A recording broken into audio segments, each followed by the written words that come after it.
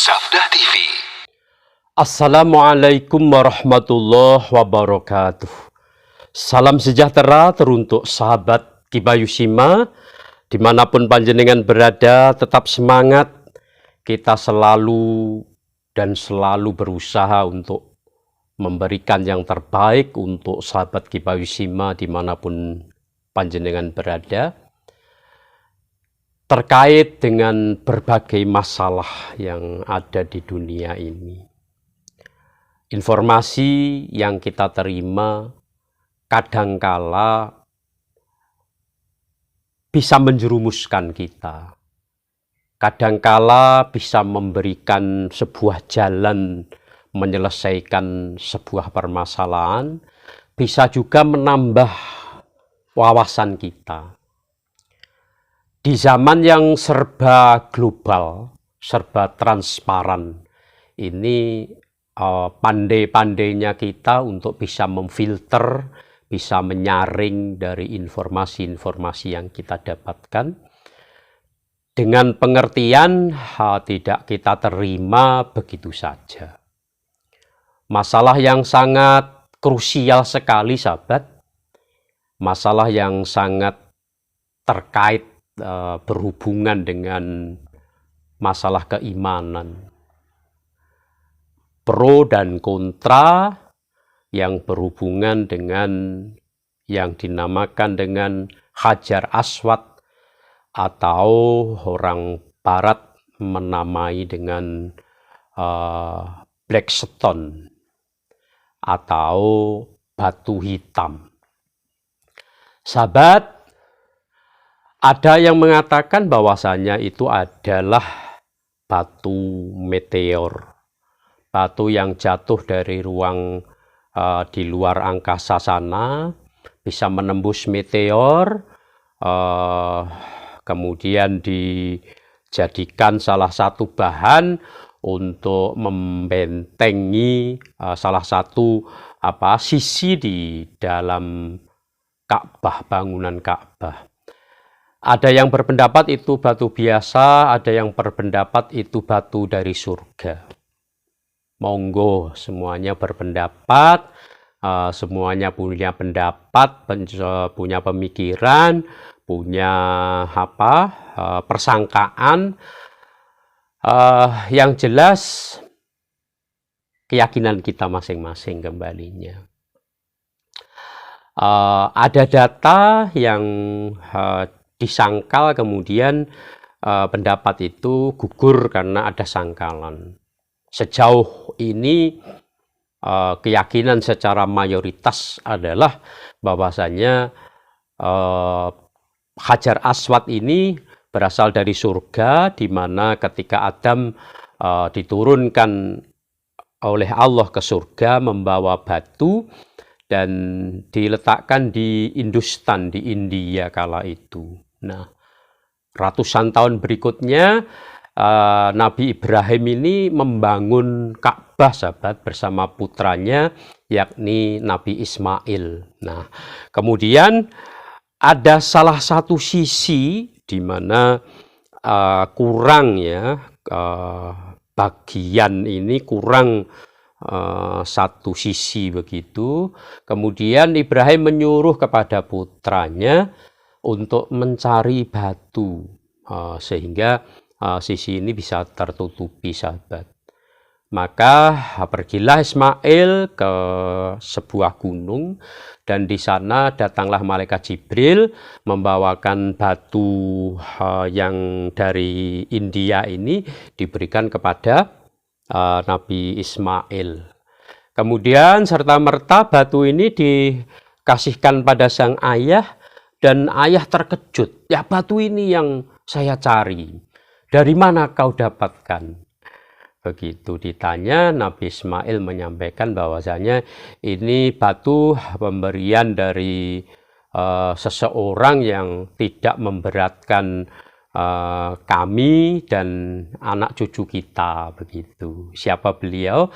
Malaikat Jibril. Nah, kemudian oleh Nabi Ibrahim dicium berulang-ulang kali, diusap berulang-ulang kali oleh beliau, baru dipasang di salah satu sisi Ka'bah itu.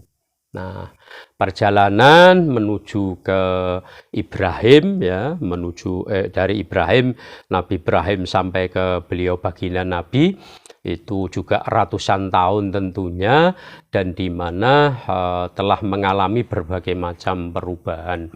Awalnya batu ini hanya besarnya hanya 30 cm ya sahabat. Kemudian mengalami berbagai perubahan, sempat juga dicuri ya, sempat juga hilang, ditemukan, kemudian dikembalikan lagi. Nah, kata baginda Nabi ini bukan batu biasa. Setiap kali beliau tawaf ya, beliau mencium, mengusap batu hitam yang namanya Hajar Aswad ini sahabat. Begitu juga para sahabat menirukan apa yang dilakukan oleh baginda Nabi. Karena apa? Karena apapun yang dilakukan oleh baginda Nabi, baik ucapan ya, perbuatan, ataupun apa yang dilakukan oleh baginda Nabi, tidak akan melakukan apapun kecuali itu hanya wahyu atau perintah yang dilakukan oleh Allah.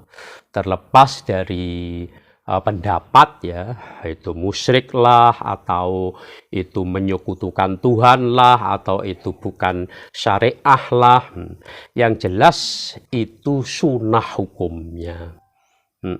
Kita tahu melakukan sunnah mendapat pahala, tidak melakukan tidak apa-apa. Sayyidina Umar pun juga berkata, saya tahu kamu hanyalah sebuah batu. Kalau baginda Nabi tidak menciummu, tidak mengusapmu, maka aku pun juga tidak akan melakukan hal yang seperti ini. Nah, Sayyidina Umar bin Khattab.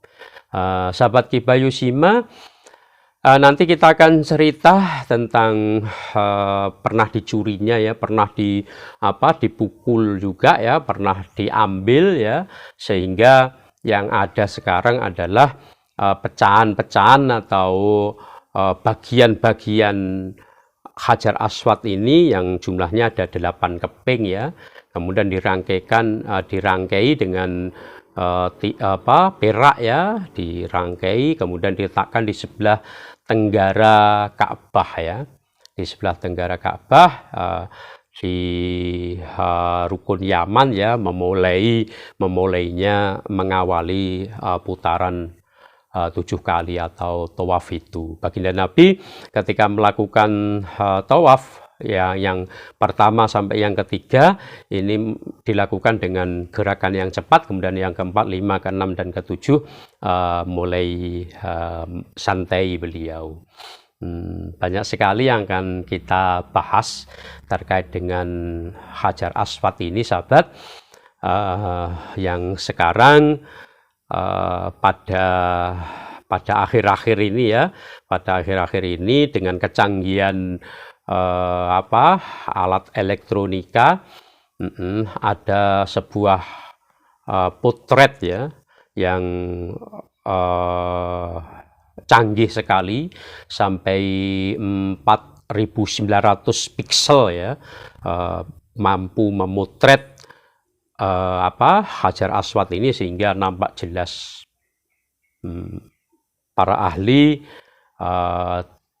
menyatakan sepakat bahwasanya ini bukan batu bumi, karena dengan cara apapun, pengkarbonan atau dengan penelitian apapun, tidak ada di dunia ini yang batu seperti Hajar Aswad. Berarti bukan batu bumi. Kalau dinyatakan batu meteor yang ditemukan yang paling ringan per cc-nya itu 1,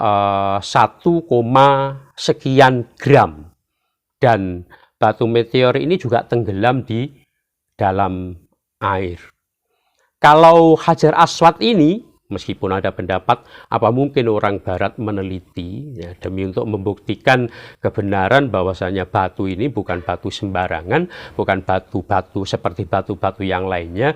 Maka Hajar Aswad ini setiap 1 cc-nya ya, kurang dari 1 gram. Berarti ketika diletakkan di air, Hajar Aswad ini tidak mau tenggelam. Ayo. Batu apa yang seperti itu kalau tidak batu yang nantinya akan diangkat kembali oleh Allah sebelum hari kiamat?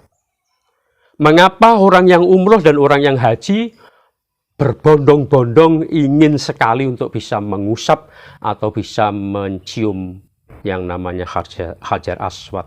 Karena baginda Nabi bersabda, Hajar Aswad ini nantinya akan punya mulut, 2 mata yang akan bersaksi kepada Allah untuk orang-orang yang dengan ikhlas beribadah umroh, dengan ikhlas beribadah haji, menjadi saksinya. Karena satu hal sudah jutaan ya, ketika haji itu atau ramainya orang yang melakukan tawaf, maka kemungkinan untuk memaksakan diri bisa mengusap atau mencium ini cuma isyarah saja. Bismillahi Allahu Akbar. Begitu seterusnya. Bersama-sama yuk kita gali sejarah kebenaran tentang sesungguhnya Hajar Aswad. Tetap semangat bersama kita semuanya. Sahabat, berawal dari turunnya Nabi Adam dari surga, beliau membawa batu yang diletakkan di mana turun beliau, yakni di India, yang kelak batu ini dinamakan dengan Hajar Aswad, sahabat. Sebagaimana disabdakan oleh baginda Nabi, hadis yang diriwayatkan oleh Imam Tirmidzi, bahwasannya batu Hajar Aswad ini turun dari surga. Apabila kita bandingkan dengan batu-batuan bumi, teksturnya jauh berbeda. Para ahli meneliti, kalau disamakan dengan batu meteor, ternyata tidak ada kesamaan. Hajar Aswad berada di bagian tenggara dari Ka'bah, sahabat. Kita berbicara tentang masalah Ka'bah, maka otomatis di sana kita bersinggungan dengan Hajar Aswad, begitu juga dan sebaliknya. Pembangunan Ka'bah ini mulai dari baginda Nabi Adam alaihissalam hingga kini 1417 Hijriyah, Raja Fath Ibnu Abdul Aziz terus mengadakan pembaharuan di Ka'bah. Masa Nabi Ibrahim yang mengawali penemuan adanya Hajar Aswad ini, sahabat, di mana Nabi Ismail ketika itu mendapatkan Hajar Aswad di sebuah gunung yang mana kekurangan sisi dari dinding Ka'bah. Akhirnya Nabi Ismail mendapatkan Hajar Aswad ini. 605 Masehi terjadi banjir bandang yang melanda Makkah yang menyebabkan letak dari Hajar Aswad itu berubah. Bani Qarmati 317 Hijriyah ini menguasai Makkah 22 tahun lamanya, sehingga merusak Hajar Aswad menjadi 5 serpih yang nampak sekarang hanya 8 serpian, sahabat. Mencium Hajar Aswad ini merupakan kebanggaan para hujat, para muktamirin, di mana merupakan sunnah baginda Nabi, sebagaimana hadis yang diriwayatkan oleh Al-Baihaqi dan Al-Azra'i. Baginda Nabi pun juga mencium Hajar Aswad yang nantinya berasal dari surga, akan diangkat oleh Allah ketika hari kiamat itu tiba. Sahabat Ki Bayu Sima mengusapnya dengan kebenaran, karena Allah nantinya Hajar Aswad akan bersaksi tentang apa yang telah kita lakukan. Terima kasih atas kebersamaannya. Tetap dukung Ki Bayu Sima, subscribe tentunya. Tetap semangat bersama kita semua.